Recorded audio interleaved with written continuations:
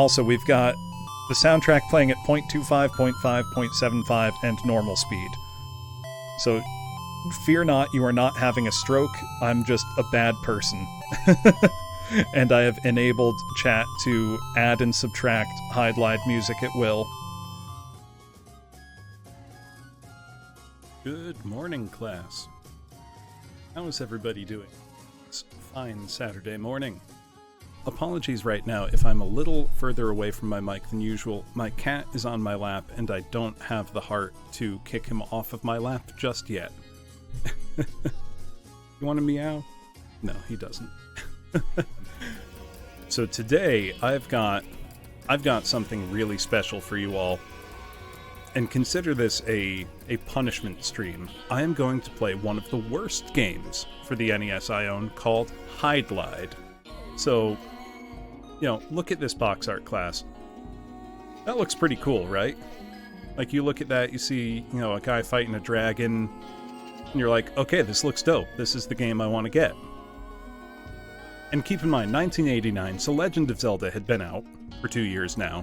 You open the manual, and here's what you see. Hydlide's story. In the kingdom of Fairyland, 3 magic jewels were enshrined in the palace to maintain peace in the kingdom. One day, an evil man broke into the palace and stole one of the 3 magic jewels. Without the 3rd jewel, the 2 remaining jewels lost their magic sparkle. The magic spell that sealed the power of Borealis, the most vicious demon in the kingdom, was broken. During the turmoil which followed, the last 2 jewels were stolen. Borealis cast a special magic on Princess Anne, turning her into 3 fairies, and hid her somewhere in the kingdom. He then let loose a horde of monsters across the land and became the ruler of the kingdom. Finally, the brave young knight, Jim, stood up and took action to restore peace in the kingdom. He bravely made his way into the wilderness in full armor to fight the monsters. Your name is Jim? And you're in Fairyland. Secret key. Figure out the use of the key for yourself. Thanks. Thanks, game. That's helpful. Now, as I was saying before, this was originally a Japanese computer game, and it came out in 1984, so it long predates Legend of Zelda, long predates even Ys, Dragon Warrior, any of those games. This is a real forerunner of the action RPG genre. Yeah, so the truly unfortunate thing about the port of this game, one, is that it came out 5 years after the game originally came out, and it's a bad port to boot. Now, you might think that I am overhyping how bad this game is, but you'll see. You'll see. I want to point out, class, this is the only music in the game. Like, that's it. I didn't even die. That's just the demo screen. I didn't even start the game, Woozle. So now imagine, you've just read the story about how our brave hero in full armor, Jim, is going to go save... Oh, there's Princess Anne. She got hit by Borealis there. Turned into 3 fairies.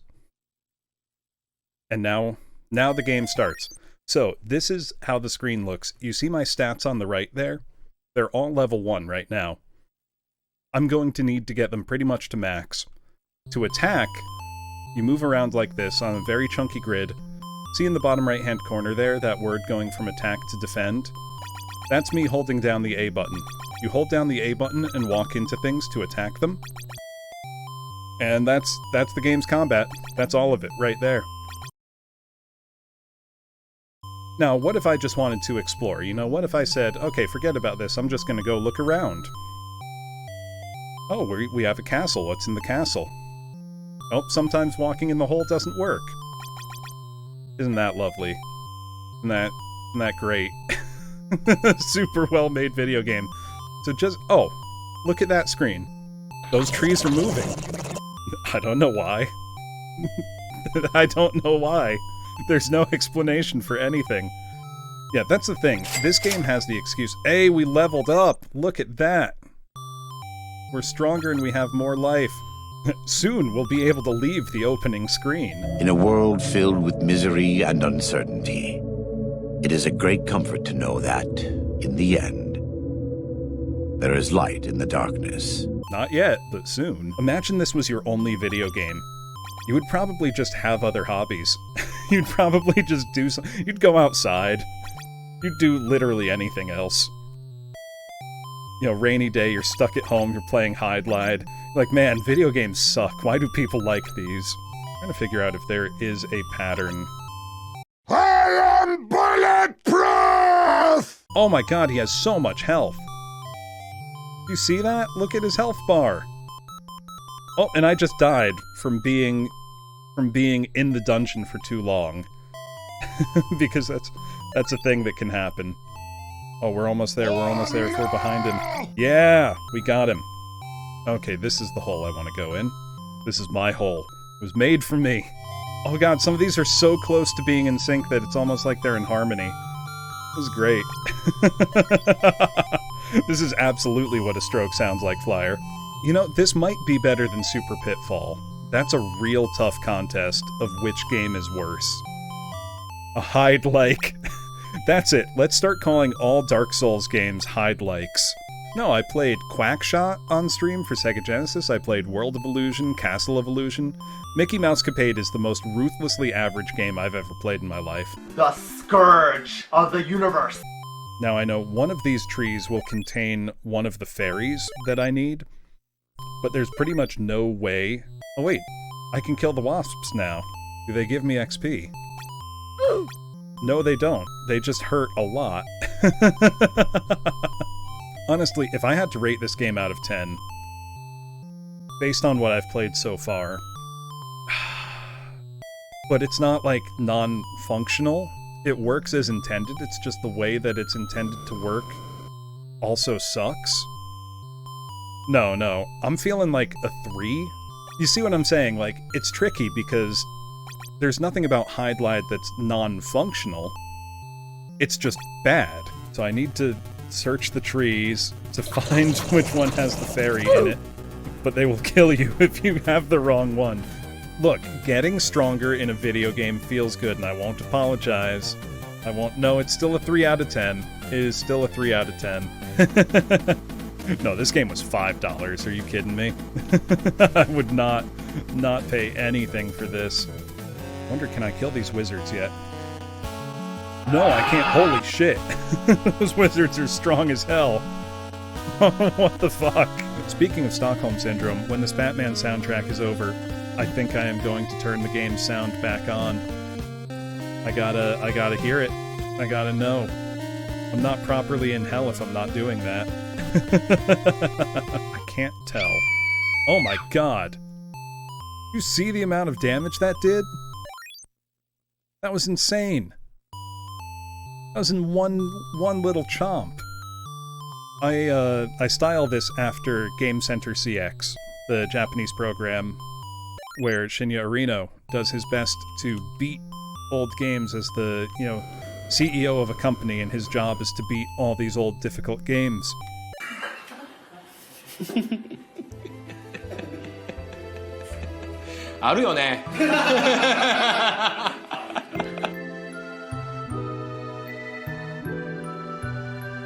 So it's Bloom Center CX. Honestly, at this point, I can like, my brain doesn't even register that the double music is going.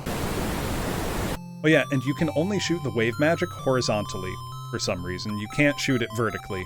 So I have to line these two guys up horizontally somehow. Somehow. Yeah, digital wind chimes, that's what it is. Oh, do you remember making your own ringtones? Yeah, maybe that's the secret to making good video game music. Just keep adding more copies of the Hydlide soundtrack at different speeds. That's the secret. All good music is just Hydlide at different speeds. I know I'm gonna sound like a crazy person, but honestly, I think this is better than just one of the game's soundtrack at once. I know that might make me sound like I've completely lost my marbles, but I think this is nicer than just one of it at a time. This is what he heard when it was full of stars.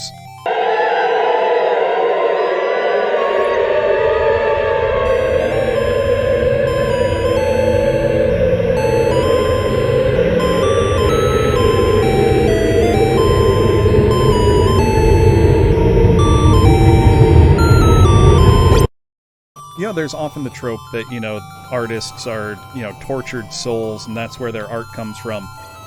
How many of you are familiar with the 20th century composer Charles Ives? He wrote some of the most unique music of the early 20th century, classical music. I'm talking truly bizarre things where some of his pieces, like one called The Unanswered Question, called for a trumpet player off stage, unseen, to play a series of notes at a very specific time in the piece, adding this kind of plaintive cry. But he would often have pieces that had two different ensembles essentially playing two different things at the same time. Not making a harmony, but clashing wildly. And, you listen to this and you think, like, what kind of, tortured madman was writing this music? He was a totally normal dude who had a day job that he liked, like he was an insurance salesman or something, and he just wrote music because he liked it. Like, there was no big trauma in his life. At one end of the square, he would hear the barbershop quartet singing in the park. Down the other way, he would hear a chorus, and he would hear all of these things at once. And he thought, I like how all these things sound together at the same exact time. And so he wrote his music like that.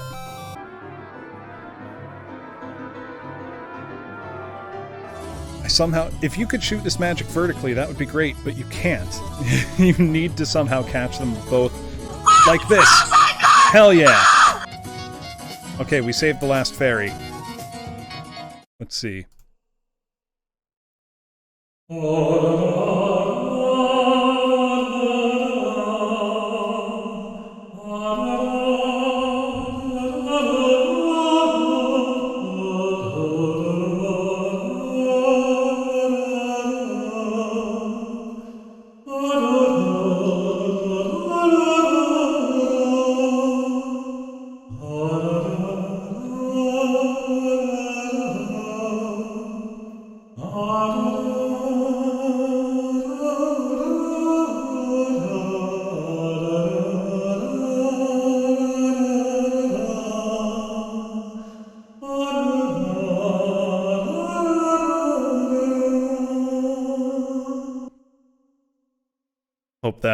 Hope that satisfies, Elliot.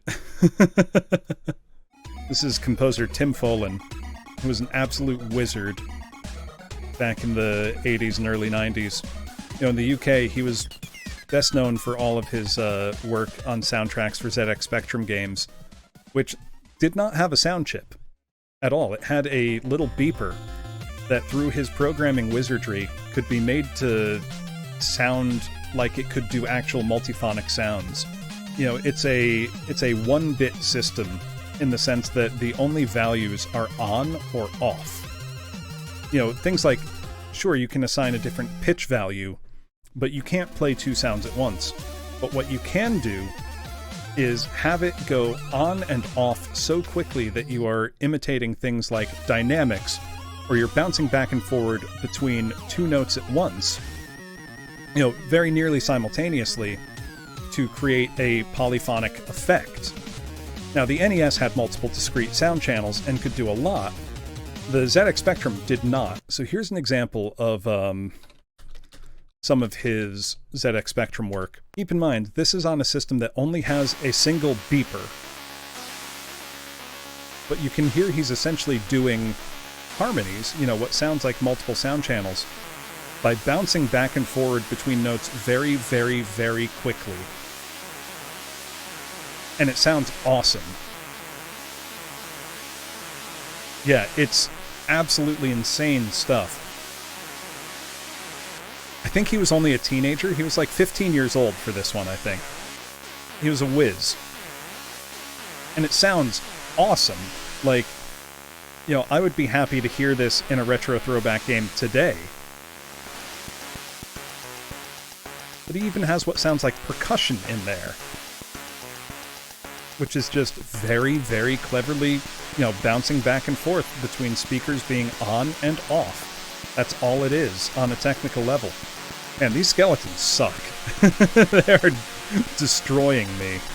Solstice on the NES starts out with what sounds like, just a little fantasy fanfare ditty, And you're like, oh, okay, this isn't that interesting. And then it explodes into an insane prog rock, like, Odyssey. Listen to this. Yep. Oxford comma. I have that game. As a game, it's kind of infuriating. Because it's super hard. But the soundtrack's amazing. Like, hearing this coming out of your NES, it's like, did I just put on, like, a Yes record? Or, like, Genesis or something? Like, it's straight up prog rock. It's amazing. So it's kind of insulting to think that the NES can do stuff that sounds like this, and Hydlide is the way that it is. And sometimes you just want to play golf, you know? Like, it doesn't have to be a fantasy golf game. I mean, I enjoy golf in real life. And it was a game that my dad liked playing a lot, too, so it was always fun to, you know, have games that you could be like, Dad, let's play this together. He's like, oh, golf? Yeah. Sure. I mean, I would still recommend the Sega Genesis as a system for anybody to buy today.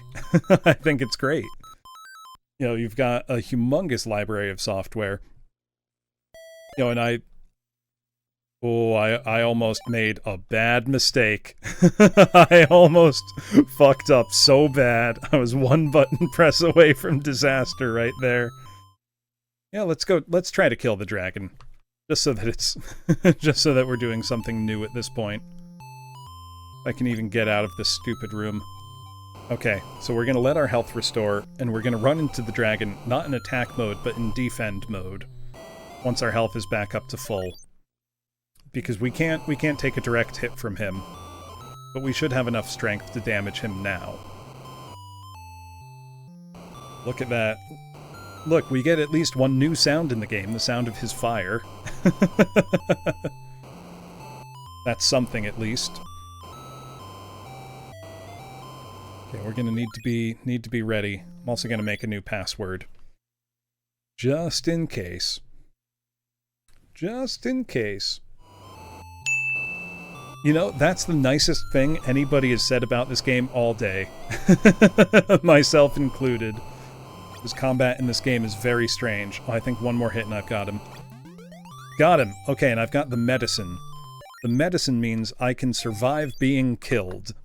At least once. So that's the ruby. Okay, we've now got everything we need to beat the game. That's exciting. We'll be facing the final boss shortly. If I can find where he is.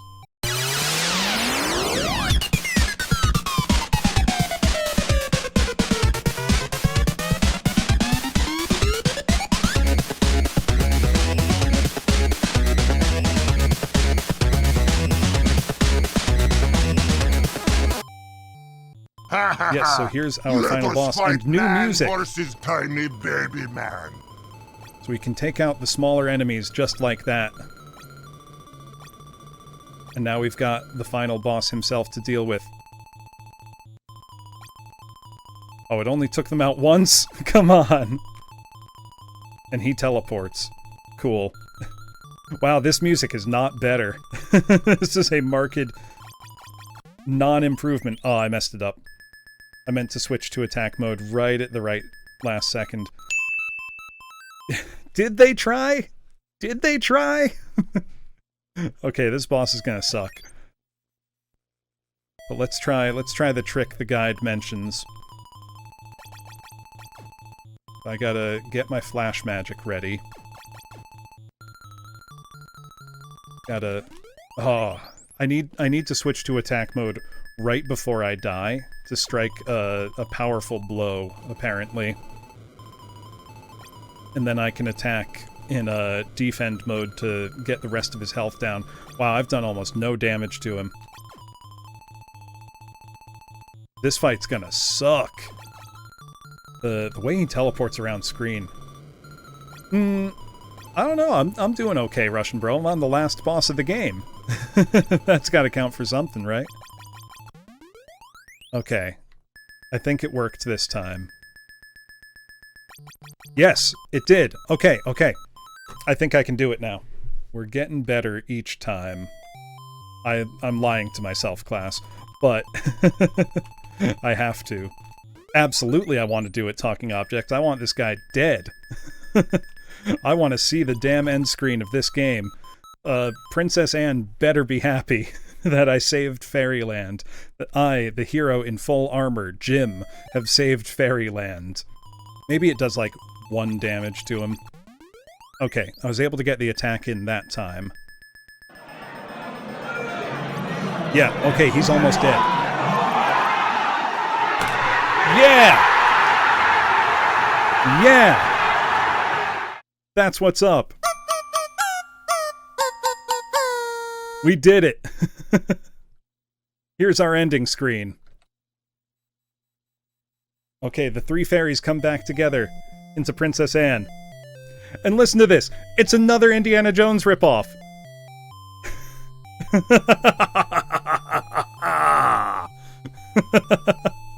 It's another Indiana Jones ripoff!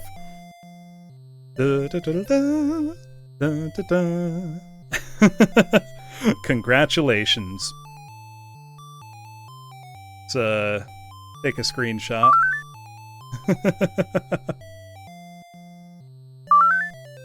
Alright. And that's it. Congratulations. That's it. No cutscene. Nothing. Well, that was the whole game. That's Hydlide, class. If you're just joining me and wondering why the stream title doesn't match the game, that's because I've already beaten Hydlide today. It was my first time ever beating it. It was quite satisfying. So thank you all for stopping by. Yeah, nice to meet you as well, Slayer Phoenix. So let us go raid into Elliot here, and then I will quickly get myself prepared to play some Connect 4.